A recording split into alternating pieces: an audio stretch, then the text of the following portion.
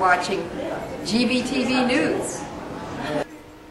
Thanks, Gloria, and I'm Randy Hansen. In World News headlines today: Egyptian protesters reject military refusal to cede power, and Yemeni president to step down in return for immunity, and clashes in Bahrain ahead of release of crackdown probe, and Occupy protesters heckle Obama in New Hampshire, and Oregon governor halts morally wrong death penalty.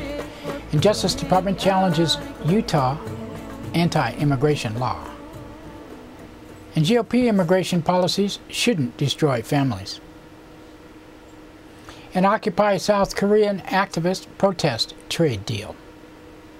And ICC backs trial for Gaddafi's son in Libya. And UN Human Rights Council condemns Syrian crackdown. And South African protests state secrets law. But before these stories, GVTV News would like to thank one of our underwriters who supports your only visual video news media in Nevada County. That's right, it's us, GVTV News.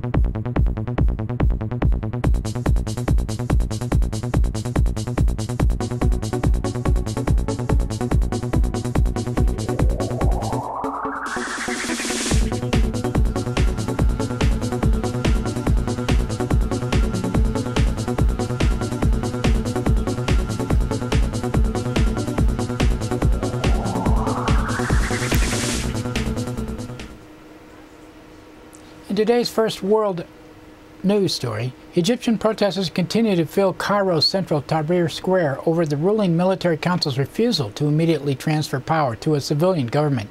In a televised address on Tuesday, the head of the Egyptian Military Council, Field Marshal Mohammed Hussein Tantawa, said he has accepted the Prime Minister's resignation and that the military is ready to relinquish power if the Egyptians call for that in a referendum. But protests only intensified after Tantawi's speech, and security forces unleashed a barrage of tear gas. At least 38 people have been reportedly killed and more than 2,000 wounded nationwide since Saturday in a military government's crackdown. UN High Commissioner for Human Rights Navi Pillay has called for an independent probe into the deaths. And Yemeni President Ali Abdullah Saleh appears to be on the verge of stepping down following months of massive protest against his long-time rule. Saleh has arrived in Saudi Arabia, where he is expected to sign an agreement to resign in return for immunity from prosecution. Brokered by the Gulf Cooperation Council, the deal will reportedly see Saleh hand off power to his vice president. Thousands of people have rallied in the Yemeni capital of Sana'a. In protest of the deal, Yemeni groups have remained opposed to any immunity for Saleh and his regime. And clashes have erupted in Bahrain ahead of a release of a report investigating the crackdown on the pro-democracy uprising earlier this year. The Bahraini monarchy commissioned the supposed independent probe after crushing the uprising with the help of Saudi troops.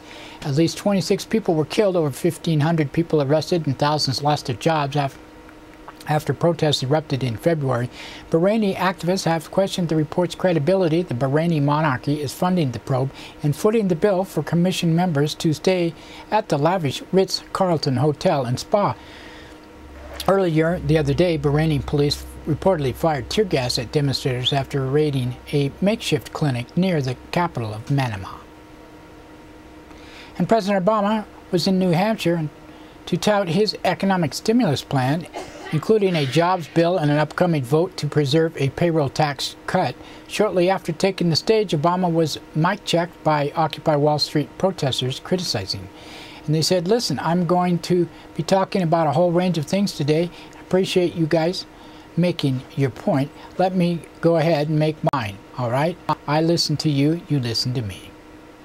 Obama later made reference to the Occupy movement in his speech, saying it has spoken to a profound sense of frustration about the economics nationwide. Obama also issued a challenge to Republicans, urging them to extend the payroll tax cut. He said, next week, Congress is going to take a simple vote. If they vote no again, the typical family's taxes will go up $1,000 next year. If they vote yes, the typical working family will get a $1,500 tax cut. So I just want it to be clear for everybody. No, your taxes go up. Yes, you get a tax cut. Which way do you think Congress should vote? It's pretty simple. Oregon's Democratic Governor John Kitzhaber has announced he will no longer allow executions in his state. In a statement, Kitzhaber called the death penalty morally wrong, adding, I refuse to be part of a compromised and inequitable system. Any longer, I will not allow further executions while I am governor. The move will halt planned execution of a death row prisoner who had been scheduled to be put to death early next month. The U.S. Department of Justice is challenging Utah's recent immigration law, calling it unconstitutional. Under the measure, Utah law enforcement officers would be forced to check the citizenship or legal immigrant status of people stopped for violations. Justice Department's move followed earlier actions against similar measures in Arizona, Alabama, and South Carolina. Republican presidential contenders gathered in Washington on Tuesday for a debate that aired on CNN and co-sponsored by leading right-wing groups, the American Enterprise Institute and Heritage Foundation. Newly resurgent candidate Newt Gingrich surprised some by offering a less extremist stance on immigration policy, saying Republicans should drop measures that break up families. And he said, if you've been here recently and you have no ties to the U.S., we should deport you. I do believe we should control the border. I do believe that we should have severe penalties for employers. But I urge all of you to look at the Kriebel Foundation plan. I don't see how the party that says it's a party of the family is going to adopt an immigration policy which destroys families that have been here a quarter century. Occupy Wall Street protesters joined with a group of South Korean activists on Tuesday to rally against a so-called free trade deal between Seoul and the United States. Demonstrators rallied outside the South Korean mission in New York. Protester organizer Adam Weissman of the Occupy Wall Street criticized the crackdown on protesters who have been rallying at the South Korean parliament. And he said, it's outrageous that peaceful protesters are being subjected to a weapon that can cause permanent injury. People have been blinded for life by water cannons, and President Lee, instead of violently assaulting protesters, should respect democracy and listen to his own people who are telling him that they don't want this FTA, or the Free Trade Agreement, and it's putting its country's laws on the chopping block and compromising their rights in service to corporate profits. The deal with South Korea is the largest trade agreement the United States has signed since the North American Free Trade Agreement with Canada and Mexico in 1994. South Korean farmers and some workers oppose it, saying it threatens their livelihoods. South Korean organizer and church pastor Kim Dong-kyung said the deal would harm the 99% in both countries. And he said the FTA is a trade agreement that benefits the 1% of Korea and U.S., therefore it will bring pain to the 99% of America and 99% of Korea. That is why we are doing this with the Occupy Wall Street people from both countries.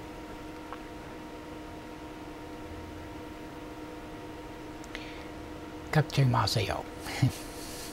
International Criminal Court says it will not stand in the way of Libya seeks to prosecute the son of Muammar Gaddafi on its home turf. Speaking in a visit in the Libyan capital Tripoli, ICC's chief prosecutor Luis Moreno Ocampo said he has no objection to seeing the trial of Saif al-Islam inside Libya. Libya is now established. It is a new government and they have the right to prosecute Saif and Sanusi here, and according to our rules, the primacy is for the national system. If they conduct the proceedings, the court will not intervene. The United Nations Human Rights Council has approved a measure condemning Syria's ongoing crackdown on pro-democracy protesters, British Ambassador Lyle Grant was among the measure's 3 co-sponsors. And he said the co-sponsors tabled this resolution in response to the ongoing and widespread violence and human rights violations that have persisted in the Syrian Arab Republic since March this year. Despite repeated calls from the international community, including the United Nations and League of Arab States, this violence continues, with the latest United Nations report estimating well over 3,500 civilians have now been killed in the country. Protests have erupted in South Africa over the measure barring the disclosure of so-called state secrets. The African National Congress, so-called Protection of States Information Bill, grants the state the authority to determine what documents classify as secret with respect to the national interest. Individuals found in possession of such documents can be sentenced to up to 25 years in jail. Critics of the bill, including Nobel Prize winner Desmond Tutu, who is called it insulting to all South Africans. Protesters dressed in black gathered in the South African city of Johannesburg Tuesday to denounce the legislation. And that's it today for our world news. Now another thanks to one of our underwriters who supports your only visual video news media in Nevada County. You guessed it, it's us, GVTV News.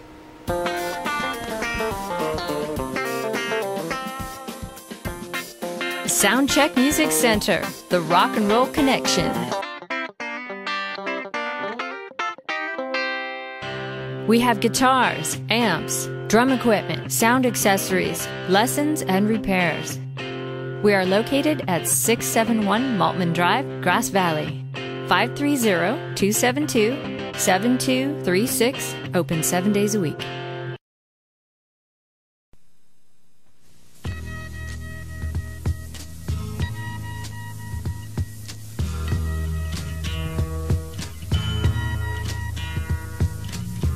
Something happening here, but what it is ain't exactly clear.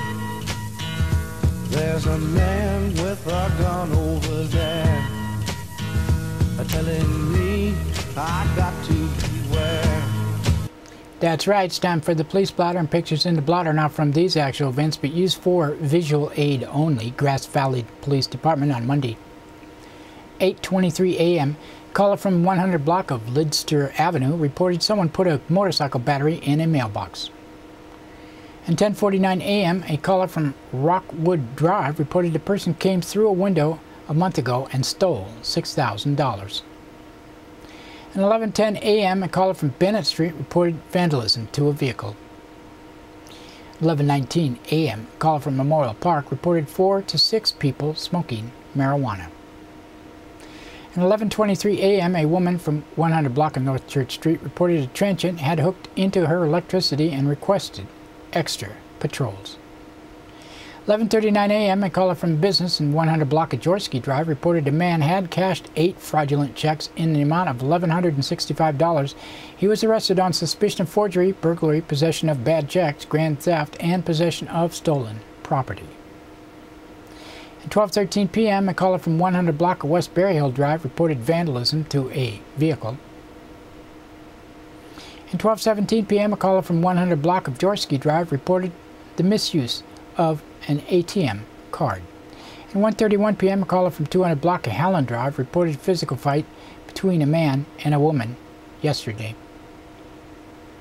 At 1:37 p.m., a caller from 300 block of North Star Place reported a physical fight.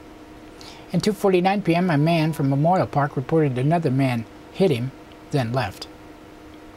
At 5:42 p.m., a woman from 300 block of Marshall Street reported a woman came inside a house and might have been drunk. She could not be located. 5:58 p.m., caller from business 200 block of East Main Street reported a man and 2 women defrauding the business. At 10:13 p.m., a caller from 100 block of South Auburn Street reported a man tried to steal coffee. At 10:49 p.m., a physical fight was reported in 100 block of Mill Street. 1 person was cited. And on Tuesday, 4:31 a.m., a man from Biggs Avenue reported someone was trying to kill him with a gun. He had been drinking. No suspect was located. In Nevada County Sheriff's Office on Monday, 8:51 a.m., caller from Stone Arch Drive reported theft of a GPS device from an unlocked vehicle. In 8:52 a.m., caller from 10,000 block of Combie Road reported 2 vandalized vehicles. In 10:09 a.m., a caller from 10,000 block of Combie Road reported tenants took appliances from a residence. At 11:40 a.m., a caller from 18,000 block of Lake Forest Drive reported possible identity theft. At 3:25 p.m., a caller from 29,000 block Highway 49 reported theft of a purse from an unlocked vehicle last Thursday. At 4:30 p.m., a caller from 10,000 block of East Drive reported a gunshot. At 4:54 p.m., a caller from 10,000 block of Park Avenue Extension reported a physical fight. It was found to be verbal only. And that's it today for the Police Blotter. Now, another thanks to one of our underwriters who supports your only visual video news media in Nevada County. That's right. It's us. GVTV News.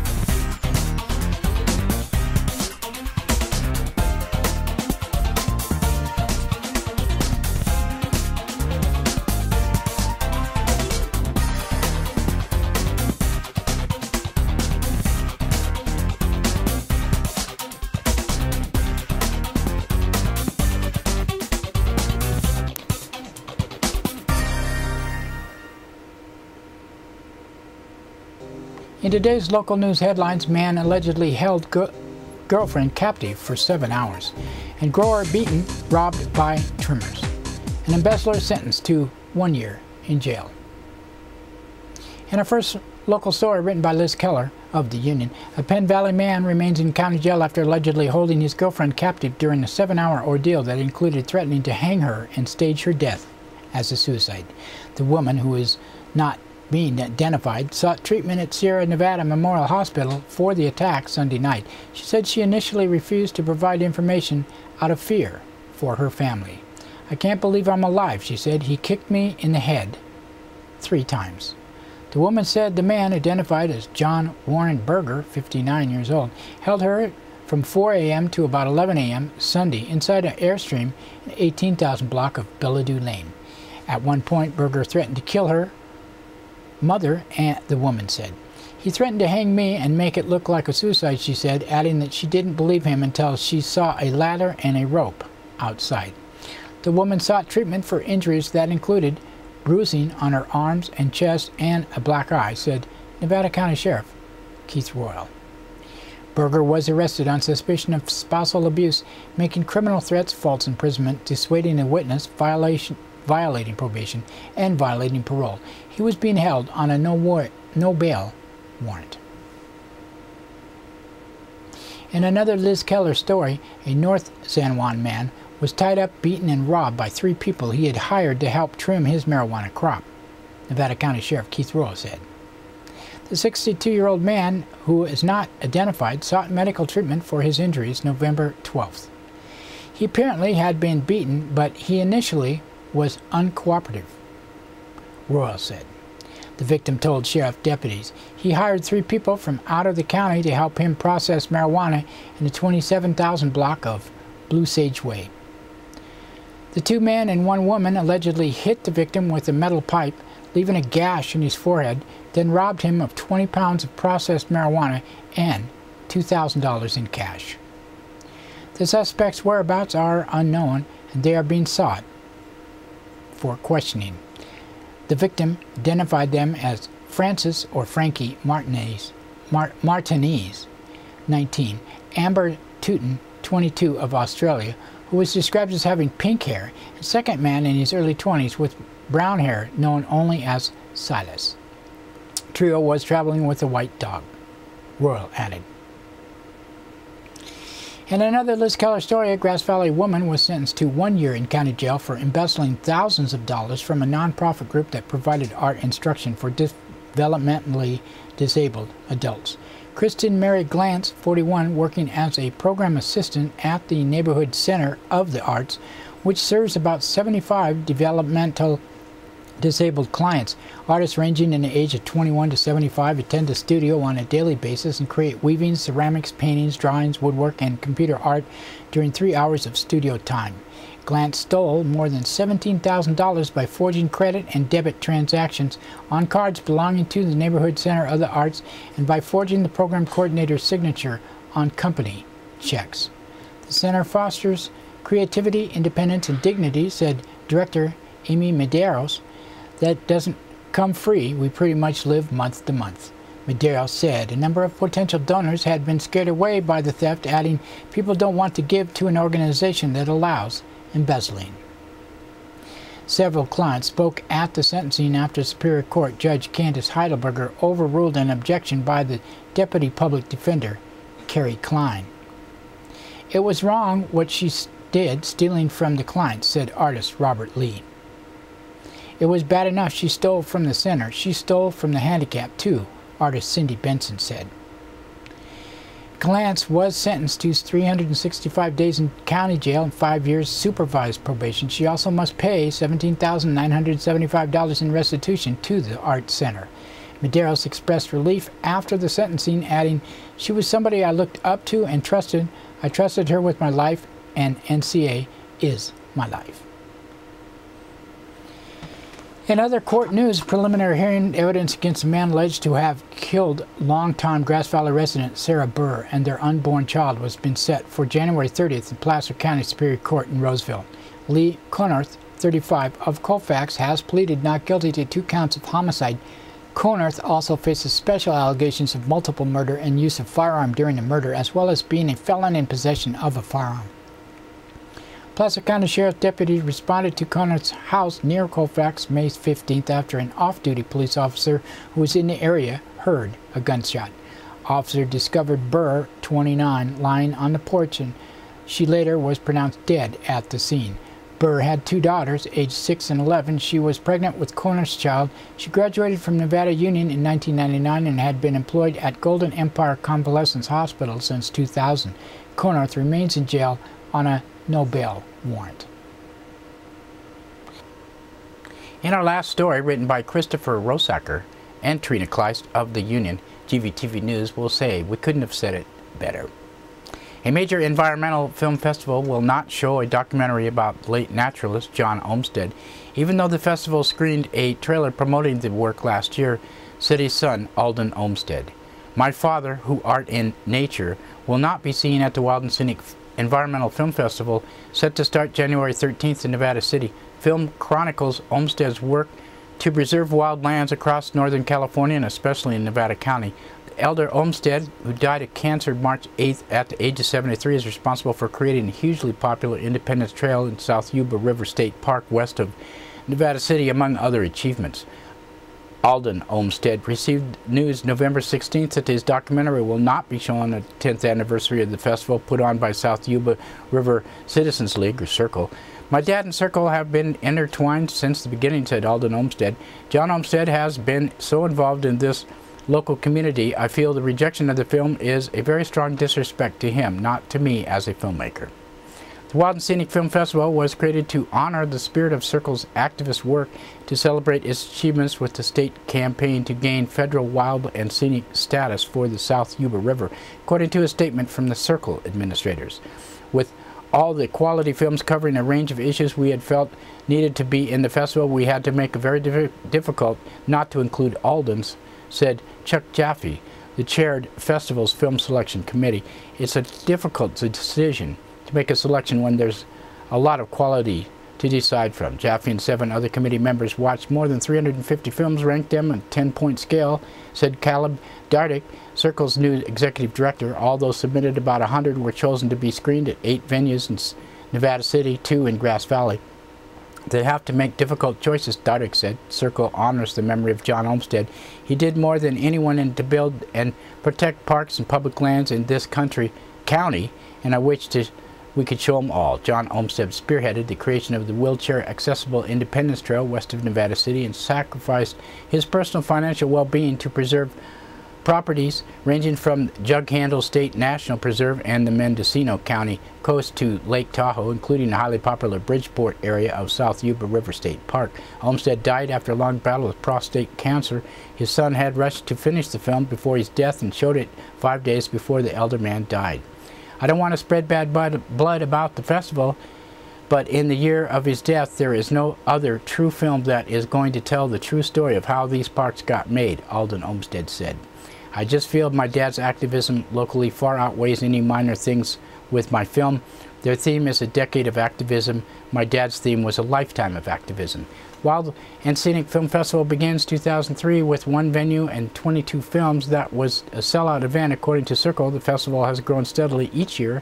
Venues have been added this year that features 3 days of films, 10 venues. Starting January 13th, about 60% of the film festival's attendees are from Nevada County, Dardick said. Many more come from Sacramento, Chico, Reno, San Francisco Bay Area. 2011 film saw the largest attendance, selling over 4,000 tickets, Dardick said. He expects the 2012 festival to continue the trend growing attendance. Our festival celebrates excellence in independent filmmaking, regardless of locale, notes on emails to the union from Melinda Booth and Caleb Dardick. We do, however, strive to offer a mix of films from international and national and local filmmakers. Well, maybe they'll change their mind. And that's it for local news today. GVTV News would like to thank Associated Press, Reuters, Amy Goodman, the Union, and others for the sourcing of our news. And don't forget, we are broadcast 3 times a day on public access 10 NCTV, Comcast Cable Channel 11, and Sudden Link Channel 16 in Truckee and Alta Sierra. 8 a.m., 3 p.m., 7:30 p.m. Monday through Friday, and random on Saturdays. Other times, check the website schedule, and we are streamed daily on NevadaCountyTV.org. Video on demand there, and also our websites, gvtv.org and grassvalleytelevision.com, and Rural Counties Television Network.ning.com. We also post to Facebook, YouTube, blip.tv, and a free video podcast on iTunes. You can get us on smartphones, PSP, and many handheld devices, and we have RSS feed. Now we would like to say that that's the end of the news today. This is Monday, and we will talk to you tomorrow. It should be Tuesday.